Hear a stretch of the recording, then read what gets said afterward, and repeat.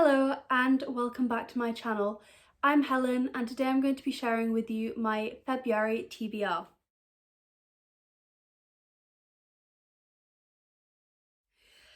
So my TBR for January didn't go as planned. It's the final day and I haven't read 4 or 5 books on it. I want to finish one book and then I will have read 5, but I have not read or even started a lot of the books that I said I was going to read, which is disappointing. But in order to try and make February a bit easier, I have decided that with the non-fictions, I've only chosen 2, and both of them are by authors that I have previously read books by. One of them is by a non-fiction author I know I read incredibly quickly, and the other one is by an author whose writing is really engaging and easy to read. Apart from that, I've actually upped the number of books on my TBR. I have 10 books that I really want to read, and then I have 3 books that I'd quite like to get to if I have time. The first book on my TBR is Capturing the Devil by Kerry Maniscalco.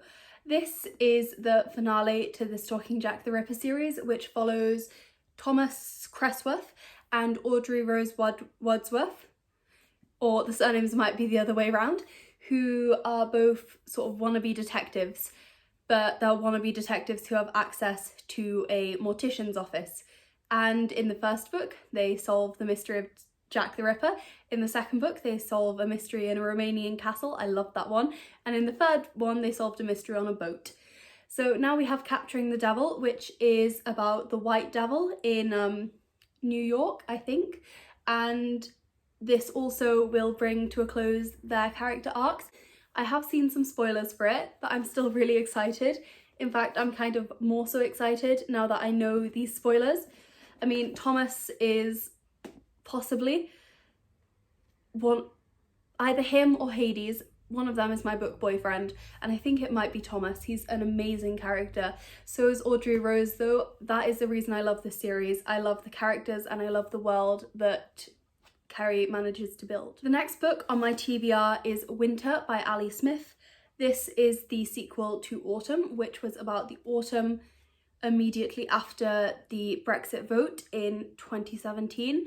This is about the winter after it, I assume. Ali Smith has this really interesting way of taking people whose lives seem completely ordinary, but illuminating them and making them seem fascinating. The next book on my TBR is one that I'm so excited for. It's also one that almost everyone has read before me, and I know I'm a bit late to it, but it is Illuminate by Amy Kaufman and Jay Kristoff.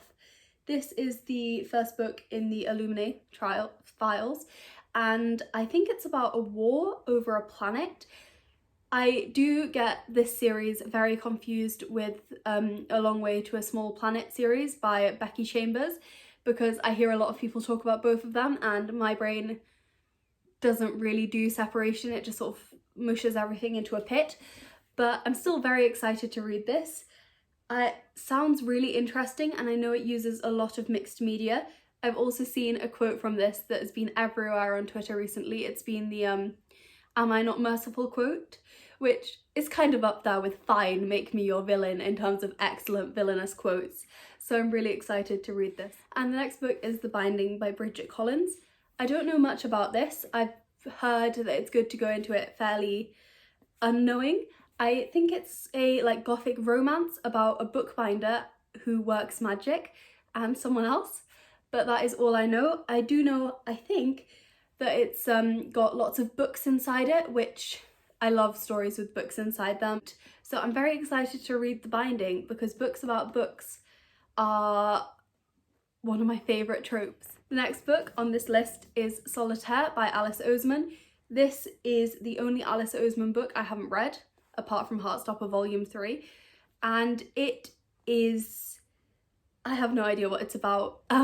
It says at the top it's the Catcher in the Rye for the digital age, so hopefully it'll be like that. I haven't actually read Catcher in the Rye, but I think it's like a coming of age story, and I'm really excited to read it. I love Alice Oseman's writing. Next up, we have a book that I am ridiculously excited for. I'm either going to start with this or Illuminate this month, I don't know which, but that is 1,000 Ships by Natalie Haynes. Recently I've been really getting back into Greek mythology. I've always loved it, but I recently listened to Hades Town the musical, and then my friend introduced me to Lore Olympus, and then I read all of Lore Olympus in one day, and now I just sort of want to submerge myself in Greek myths. So I'm going to do that a bit with 1,000 Ships. This is Natalie Haynes' retelling of the fall of Troy, and the reason I'm so excited for it is because Natalie Haynes is the host of one of my favourite podcasts, which is Natalie Haynes Stands Up for the Classics. And in the one I was actually listening to while I was getting ready to film this video, she talked about this book, and she said that while it is called 1,000 Ships, it is not actually 1,000 ships that Helen of Troy launches or causes to launch. It's actually 12,000. So that's an interesting classical fact for you. She did also say though that the idea of 1,000 ships has given us an Isaac Asimov sort of measurement, and that is that a milli Helen could launch one ship. So I reckon I might be a milli Helen. So yes, I'm very excited to read 1,000 Ships. It's also a beautiful edition. I got this for Christmas and I'm so hyped. Continuing on with the ancient Greek theme, we've come to the first of my 2 non-fiction books of the month, and that is The Hemlock Cup by Bethany Hughes.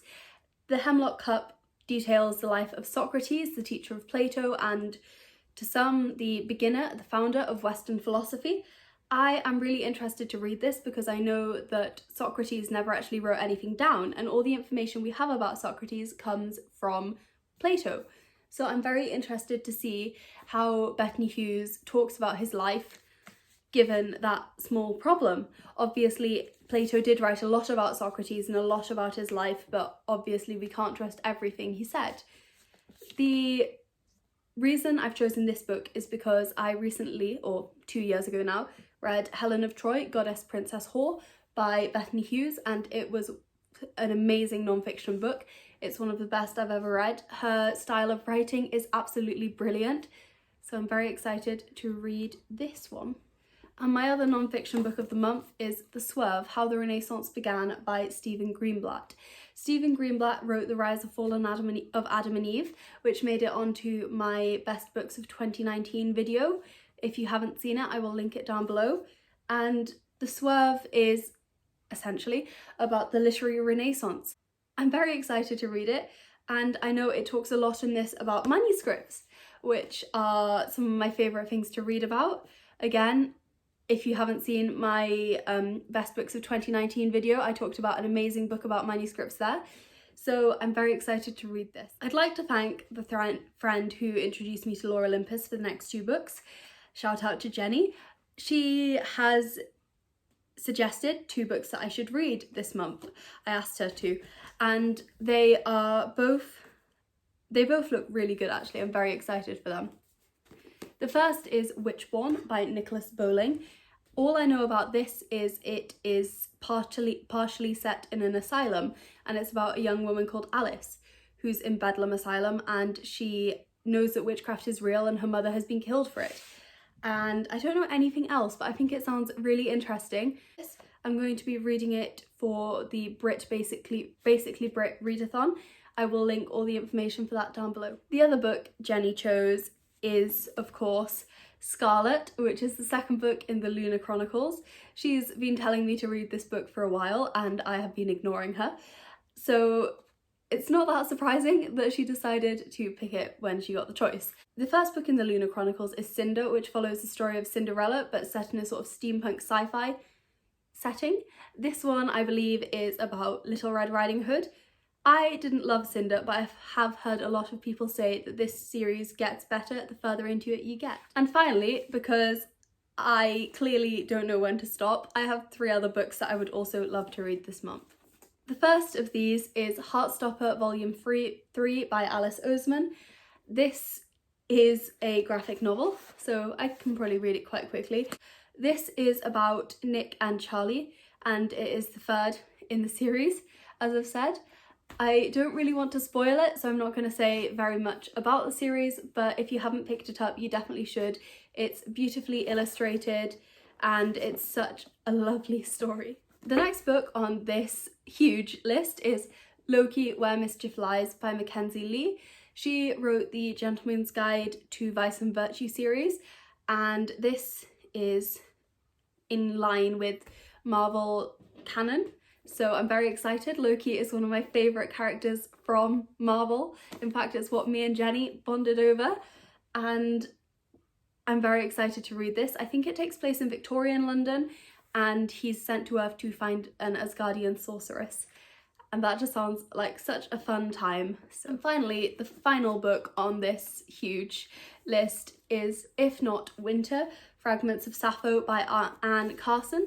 This is fragments of Sappho's poetry, and on one side we have the Greek and on the other side we have the English.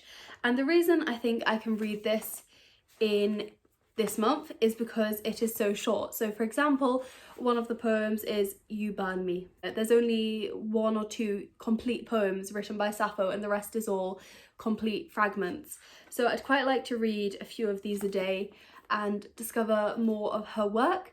Also, since it's Valentine's Day month, I thought I would buy myself some love poetry. So this is what I bought myself. And as I said, I am at the moment rather obsessed with Greek mythology and Greek poetry. So there we have all my books for February.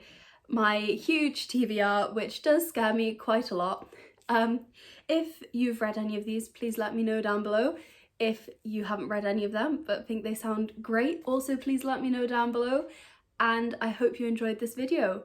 If you want to find me anywhere else aside from YouTube, I am on Twitter at Reading with Cats and Tea. No, I'm not. I am on Twitter at Cats and Tea Books, and I'm on Instagram at Reading with Cats and Tea.